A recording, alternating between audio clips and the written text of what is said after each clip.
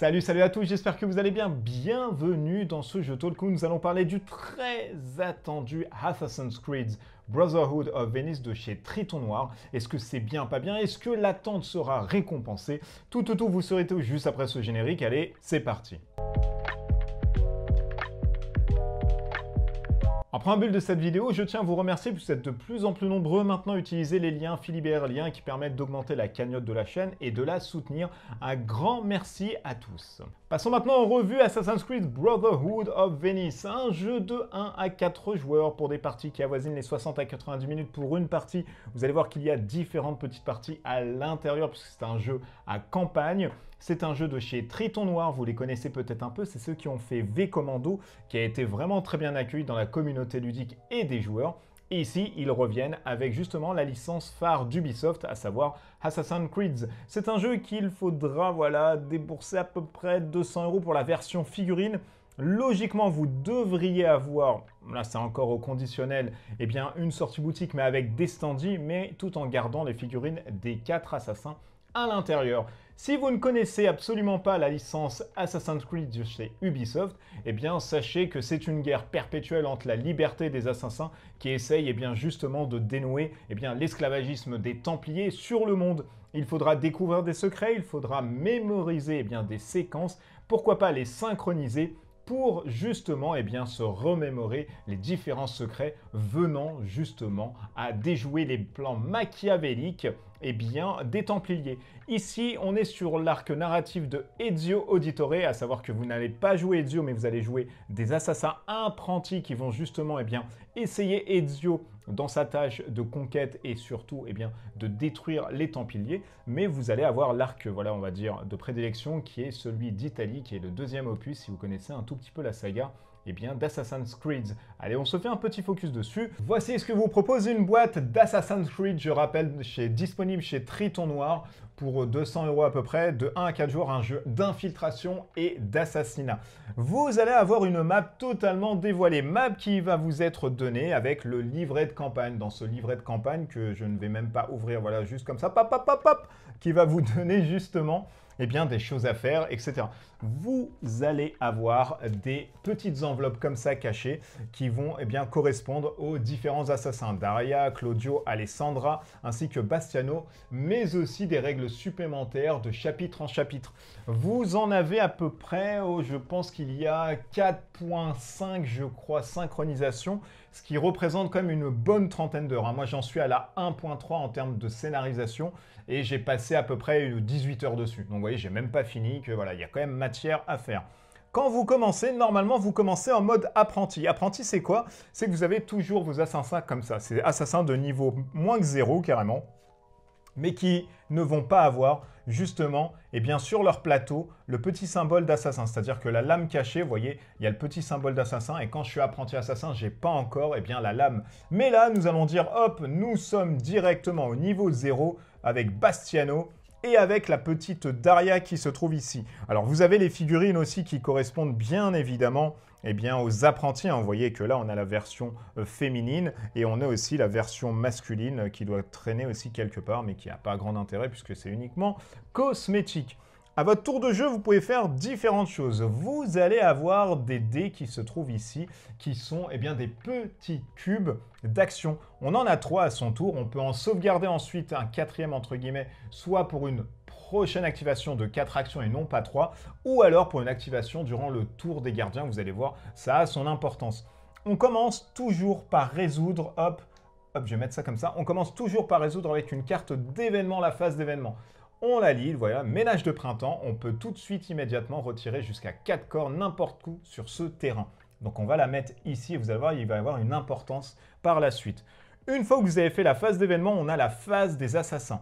En utilisant de manière totalement libre vos assassins, à savoir je peux jouer avec Bastiano une action, je peux jouer ensuite Daria avec 2 actions, je peux revenir sur Bastiano, vous allez essayer de comboter et d'essayer pas mal de choses puisque ce jeu se veut être un jeu où vous allez non pas prendre votre temps, mais essayer, eh bien, avec ce système de parcours qui est propre à Assassin's Creed dans la saga, eh bien, de résoudre directement les objectifs qui se trouvent ici. Vous voyez, le 1 se trouve ici, je dois récupérer la clé qui va ouvrir le coffre au numéro 2. Mais il y a quand même voilà, des gardiens et je ne dois pas prendre mon temps. Pourquoi je vous dis ça?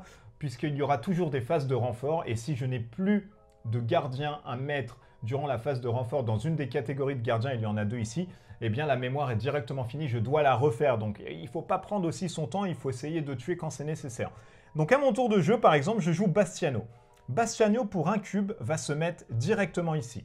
Et ensuite, je vais utiliser mon parachute, qui se trouve ici, pour 2 cubes d'action. Voilà, donc il n'y en a que 3, hein. Le 4e n'existe pas pour le coup. Et pour 2 cubes, je prends le parachute, je me mets d'un toit sur un autre toit, et je tue tout de suite, je tombe, hop, sur le gardien. C'est la capacité du parachute. Donc vous voyez que c'est quand même assez nécessaire, puisque là, pour 2 actions, grosso modo, eh bien j'ai pu voilà, me déplacer assez lointain et ensuite tuer l'assassin. Tuer, pardon, le gardien. Qu'est-ce qui se passe à ce niveau? Bah là, Bastiano a fini. Donc Daria, par exemple, pourrait jouer eh bien, une action, elle se met ici. La deuxième action, eh bien, disons qu'elle va se mettre ici. Et pour 0, elle va se mettre cachée dans la botte ici de foin. Et elle va sauvegarder un de ses cubes qu'elle va mettre au-dessus. Donc vous voyez, là, elle a un cube ici. Ce cube lui permettra, durant le tour des gardiens, de jouer eh bien, avant ou après une des phases du gardien, ou alors elle pourra commencer son prochain tour avec 4 cubes puisqu'elle en a sauvegardé un. Donc vous voyez, il y a plein de choses à faire, c'est super sympa et c'est surtout super stratégique. Une fois qu'on a fait tout ceci, eh bien, vous pouvez allouer bien évidemment des cubes pour justement récupérer. Vous voyez, là, pour un cube, je récupère eh bien, la clé. Et là, par exemple, pour 2 cubes, je vais essayer de forcer le coffre. Donc, vous voyez, il y a plein de choses quand même à faire, sachant qu'il va falloir revenir à chaque fois ici. Donc là, je suis caché, il n'y a pas de problème. Ensuite, c'est le tour, bien évidemment, des ennemis. En commençant par la phase de renfort, nous allons attitrer le nombre de renforts par rapport à la colonne désignée. Là, tout est calme. Nous allons prendre la lanterne verte. Nous allons mettre 2 gardiens arbalétriers, pardon, et c'est dur à dire, dans le point A. Donc le point A, un ici et un autre ici. Vous allez voir, il va se passer quelque chose. Ensuite, un autre arbalétrier dans le point B. Donc le point B est ici et il vient tout de suite directement, hop, sur le token qui se trouve là-dessus. Et ensuite, on en a un en C. Et en C, on va en mettre un autre, voilà, directement là-dessus. Une fois que tout ceci a été fait, il y a des choses à résoudre. Et vous allez me dire quoi? Mais c'est super simple, on passe par la suspicion. La suspicion dans le jeu prend une part vraiment prédominante puisque c'est grâce à elle ou alors à cause d'elle que vous allez tourner la lanterne en rouge ou alors que vous allez essayer d'être incognito et suspicieux pour tuer avec vos lames secrètes. Ici, je viens d'avoir par exemple 2 entrées de gardiens vers Bastiano. Bastiano, lui, malheureusement, il va falloir faire eh bien, un test de discrétion à 2. Donc, pourquoi à 2? Puisque j'ai 2 gardiens qui viennent d'arriver. Je vais lancer 2 dés rouges et je vais voir ce que ça fait. Donc, vous voyez ici, hop, le dé rouge, il dit quoi? Il dit que si vous avez une alarme ainsi qu'un œil, pas de problème. Si vous êtes en cloche verte, il ne se passe rien, vous restez incognito. Si vous avez une face vierge, vous restez incognito. Par contre, si vous avez un œil, l'alarme est déclenchée et vous allez tout de suite être, hop, eh bien, suspicieux. Donc vous voyez, hop, on redevient suspicieux et on va se mettre directement ici. On vient en fait, on est recherché directement.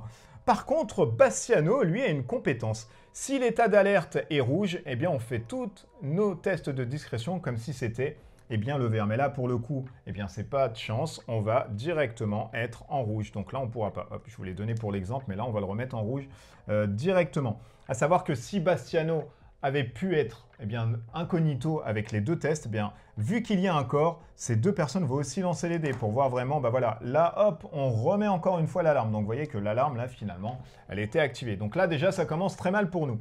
Ensuite, on a la phase de déplacement. En commençant eh bien, par la petite flèche que vous voyez ici qui indique eh bien, ce côté-là à gauche, tous les ennemis, bien évidemment, vont partir eh bien, sur le côté gauche. Sauf ceux qui sont à portée, donc les cases totalement adjacentes avec un curseur rouge, qu'ils soient avec figurine ou sans figurine, vont directement se placer là-dessus. Donc eux, par exemple, dans ce cas de figure, ils seraient venus directement là-dessus. Mais là, ce n'est pas le cas. Donc, eux vont bouger là-dessus.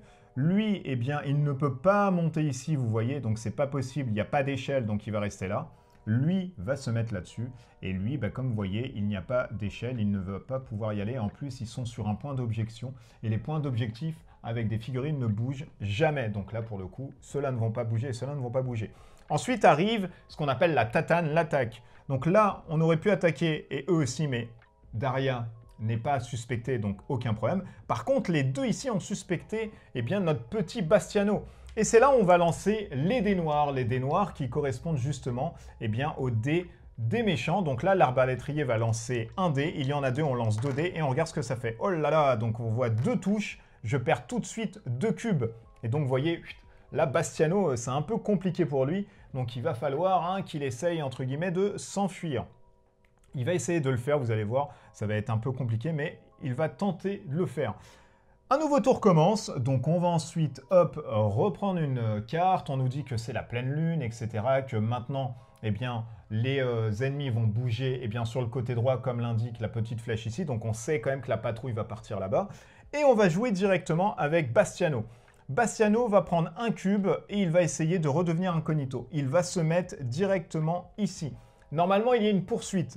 La poursuite, elle dit que vous prenez la moitié, entre guillemets, eh bien, des ennemis dont la case vous quittez, et il y a la moitié supérieure qui vient directement vous poursuivre. Donc là, dans ce cas de figure, si on n'avait pas les objectifs, il viendrait directement, il y a une figurine qui viendrait directement à nous. Sachant que ceux-là, maintenant, vous voyez, en alerte ici, ils arrivent quand même à le voir.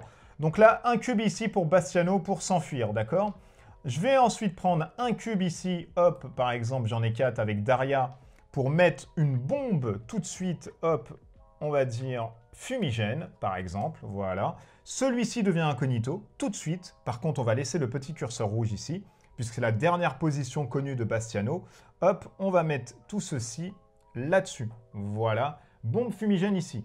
On revient ensuite, par exemple, à Daria. Daria qui va faire encore, hop, qui va venir là-dessus et qui va faire un test de suspicion à 1. Donc, elle va lancer le dé. Il ne se passe rien. Elle va utiliser, hop, encore un cube pour tuer avec sa lame secrète. Et elle va utiliser son dernier cube qu'elle avait eu, puisqu'elle en a eu 4, elle en a sauvegardé un, pour enlever, eh bien, ce petit, hop, hop, hop, garde. Ensuite, elle va prendre une carte d'équipement. Pour X corps, il y en a eu un. Et là, je trouve un parachute. Eh bien, c'est formidable. Je vais mettre mon petit parachute ici. Bastiano, lui, il lui reste quand même 2 actions. Pour une action, il va monter sur la tour et il va sauvegarder. Admettons, la dernière action, ça va lui en donner 4. Donc, vous voyez, il en met une ici directement.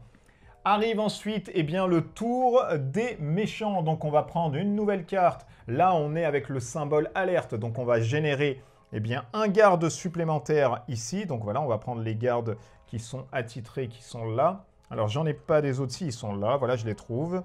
Voilà, on va prendre ceux-là, par exemple. Voilà, on va les mettre là. Donc, il y en a un en A qui se trouve ici sur le coin.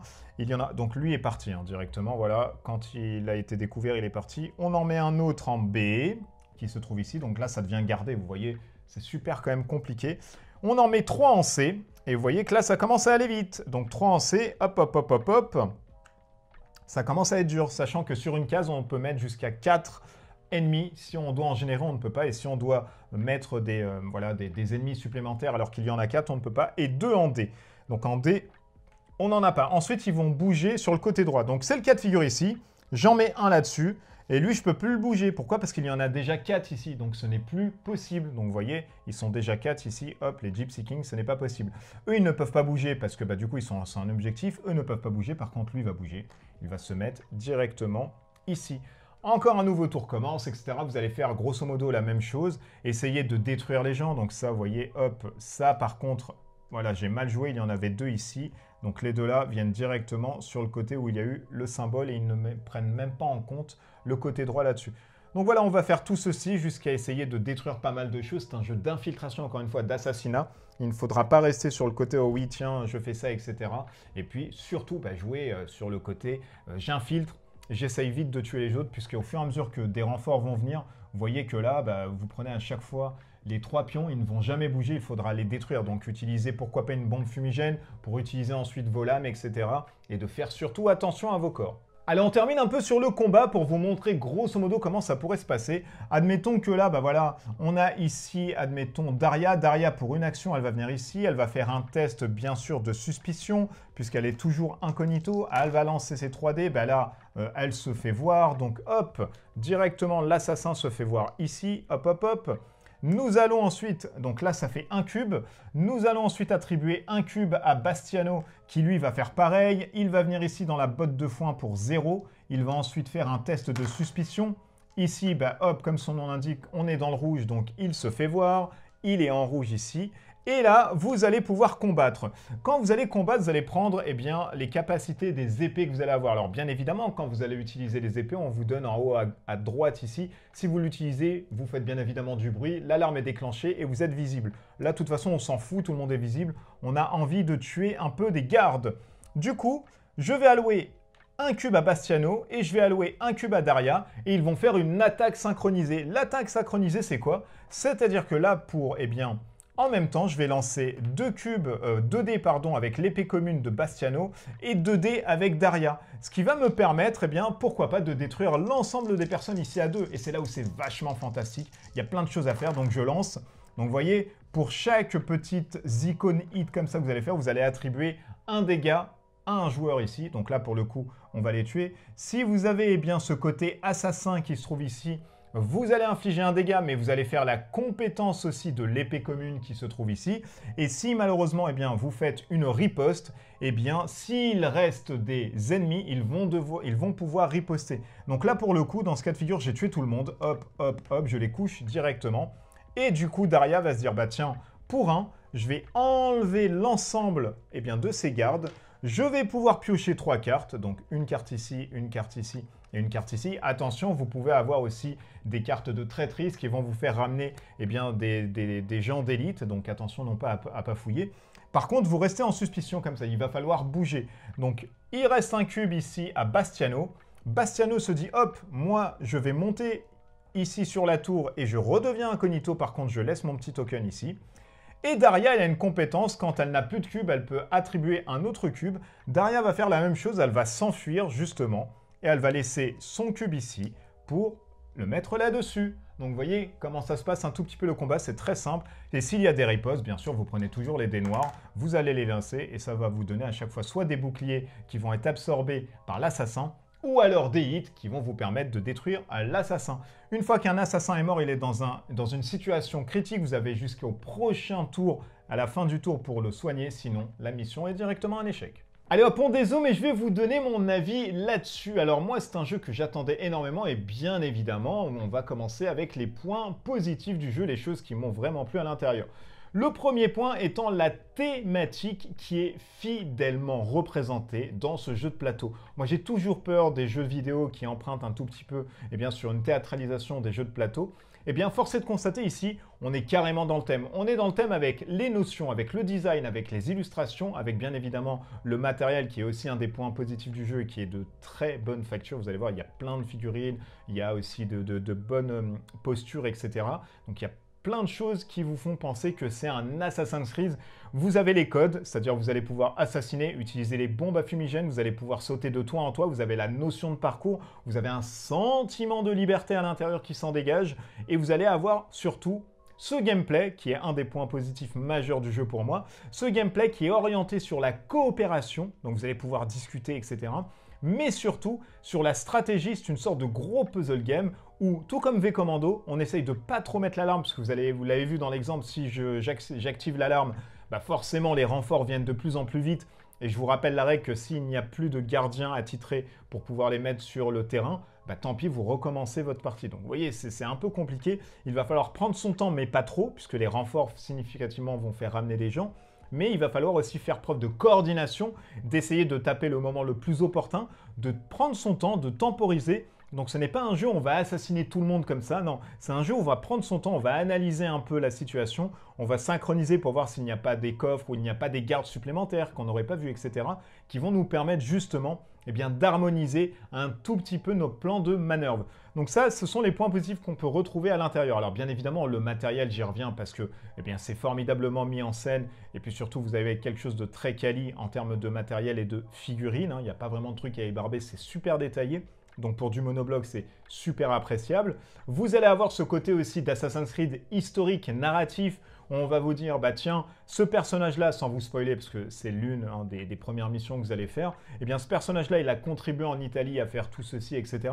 Donc voilà, on a ce côté aussi historique des jeux phares d'Assassin's Creed qui réinventaient, entre guillemets, eh bien ce côté histoire avec de la fiction.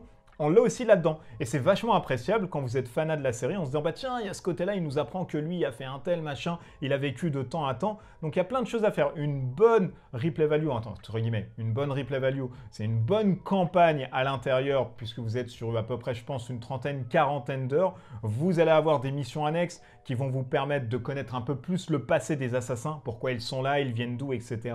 Comment ils ont été amenés là-dessus. Donc voilà, il y a plein de storytelling, c'est super sympa, c'est rafraîchissant, il y a plein de trucs à faire, franchement, c'est une très bonne adaptation, en tout cas là pour les points positifs sur ce jeu. Maintenant, on place à la chiffonnade.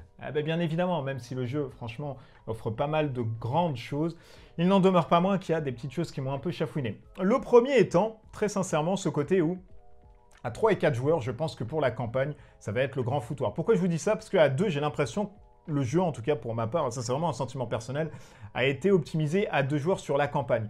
À 3 et 4, le deck renfort va changer. C'est-à-dire vous allez prendre un deck renfort pour 3 et un deck renfort pour 4. Et au fur et à mesure de la partie, ça va vous écourter la chose parce que les gardes vont être de plus en plus nombreux.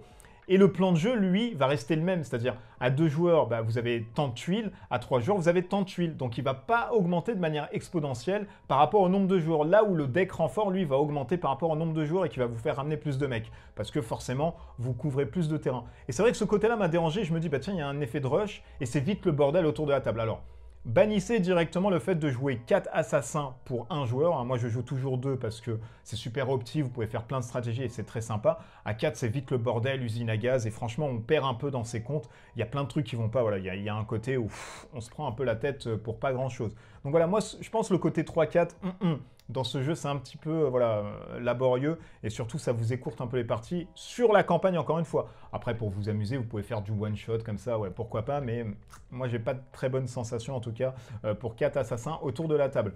L'autre point négatif, eh bien, c'est le côté où on va faire un aller-retour sur le livret de règles. Alors attention, je l'ai oublié de le mentionner parce que je suis le premier à taper sur le livret de règles, mais là, le livret de règles est très bien fait avec différents points. 1, 2, 3, 4, 5, 6, 7, 8, 9, 10. Voilà, on va à chaque fois vous dire, tu tires cette carte, lis le point 16. Tu vas sur le point 16, tu lis, je peux activer les items comme ça. Ok, c'est bon, c'est rentré.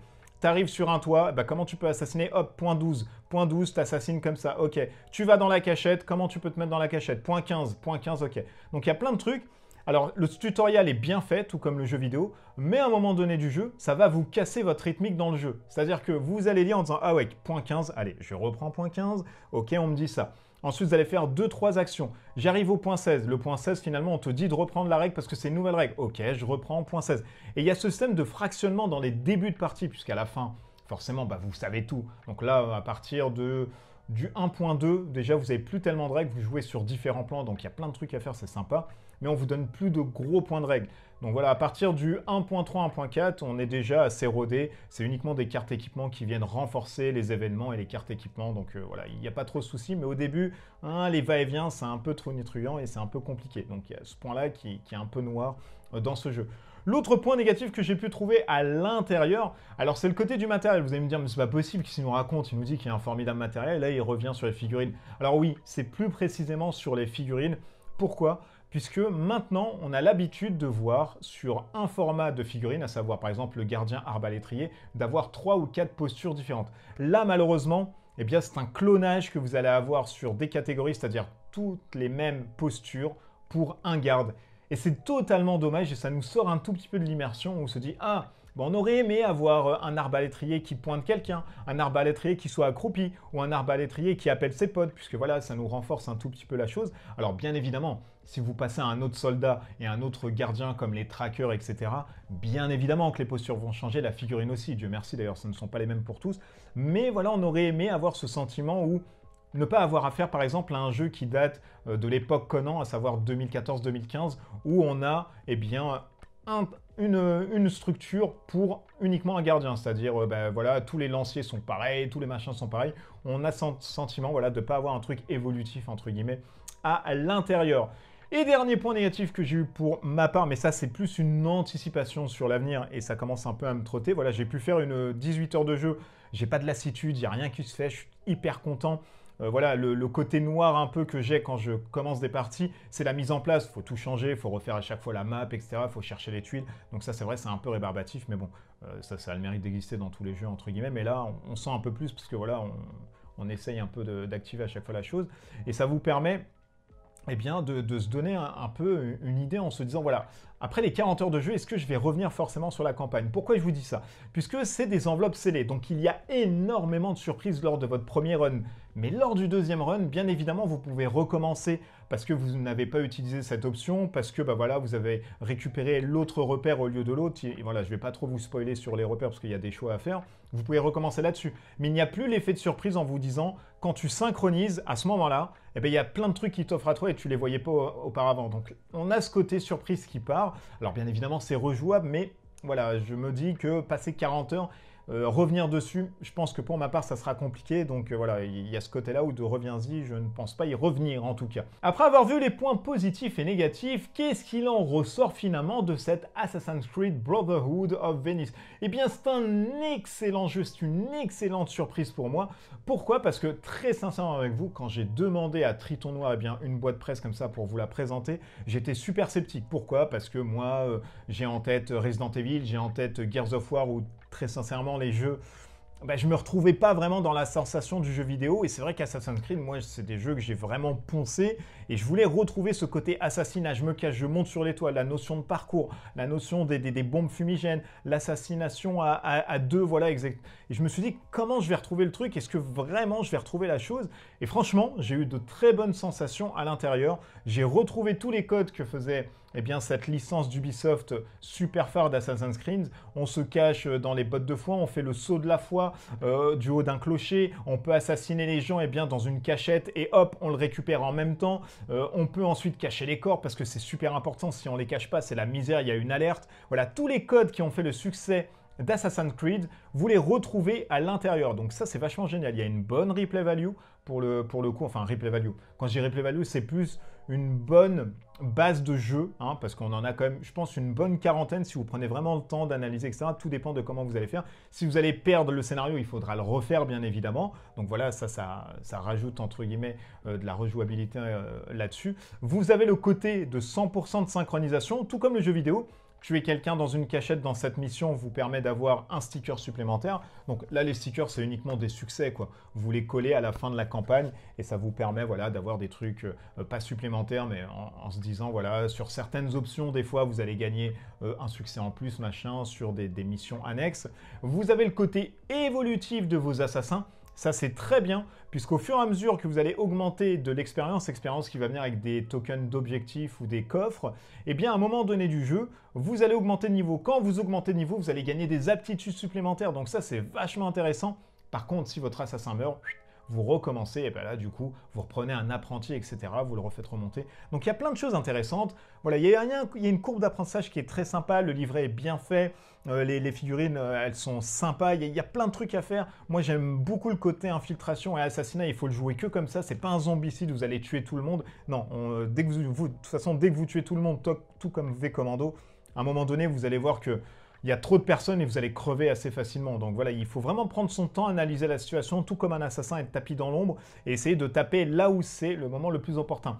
Donc si vous aimez comme moi Assassin's Creed, si vous aimez comme moi les jeux qui se jouent déjà aussi en solitaire, l'améritrage, et ce côté où on a une petite rythmique à garder en se disant je vais temporiser, je vais essayer de faire ça, mais à côté de ça, toi tu peux essayer d'aller là-bas, ok je vais là-bas, attends je reviens, je vais essayer de sauter avec mon parachute, je te le tue et toi tu continues. Voilà, il y a plein de choses à faire, très sincèrement, ça donne libre cours à des gameplays et à des idées stratégiques autour de la table qui vont vous permettre de jouer vraiment un assassin, sachant que les assassins sont totalement uniques, hein, de part et d'autre. Il y a, voilà, Bastiano, lui, va jouer plus sur les toits parce qu'il est plus furtif sur les toits. Daria, elle, va essayer d'avoir le plus d'action. Alessandra, elle, va essayer de riposter parce qu'elle riposte tout le temps au lieu que les autres voilà, ripostent durant un combat, donc elle va enlever un dé de riposte. Il y a énormément de trucs à faire, voilà, je vous laisserai le soin de tout découvrir. Mais en tout cas, c'est un excellent jeu ici que nous propose Triton Noir sur une adaptation vidéoludique. Et c'était pas gagné sur Assassin's Creed de faire un truc assez sympa et de nous donner le sentiment justement d'avoir ce côté jeu vidéo sur du jeu de plateau. Donc c'est un très grand oui et une très bonne note bien évidemment, comme vous l'avez vu sur cette Assassin's Creed. D'ici là, ce jeu talk est fini. N'hésitez pas à mettre en commentaire si vous allez partir sur la version boutique. Très sincèrement, je crois qu'ils vont sortir et vous allez avoir je vous mettrai le lien directement de l'interview qui a été faite par au Meeple Reporter, pardon, ainsi que Mathieu. Je vous mettrai ça pour vous donner des infos là-dessus. Mais il y a une version standy qui devrait sortir et il y a surtout la version où vous allez avoir voilà, moins de figurines, quoi. Mais forcément, généralement, vous allez avoir moins de prix. Donc à vous de voir ce que vous allez avoir dedans. D'ici là, portez-vous bien, des bisous partout. Rendez-vous dans les commentaires et puis à bientôt. Allez, ciao, ciao.